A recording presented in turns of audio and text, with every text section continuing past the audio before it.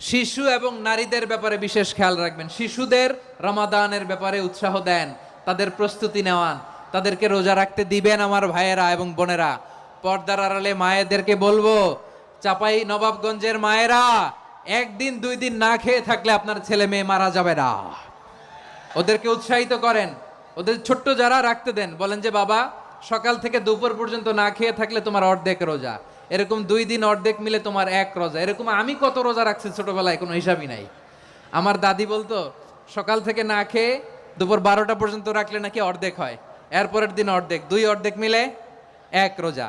এটা তো আসলে রোজা হয় না, কিন্তু তাকে উৎসাহ দেয়া। ইফতার প্রোগ্রামগুলোতে নিবেন আমাদের বাচ্চাদেরকে, দেখবেন যে ওর ক্ষুধা লাগতেছে, খায় না, কারণ কেউ খায় না। একজন আজান দিচ্ছে, সবাই খেজুর নিয়ে ইফতার করতেছে। এই দৃশ্য, এই ট্রেডিশন, এই ইবাদত, এই তারবিয়া ওর আগামীর জীবনটাকে সুন্দর করবে। চিল্লায়া বলেন ঠিক কি না?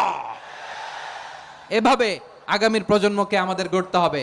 শিশুদের রোজার ব্যাপারে প্রস্তুতি নিন, উৎসাহ দিন।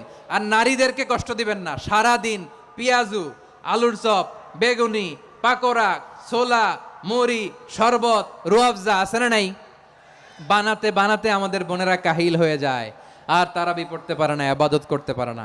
আমরা যেন আমাদের বোনদের প্রতি ইহসান করি। পারবেন তো সবাই?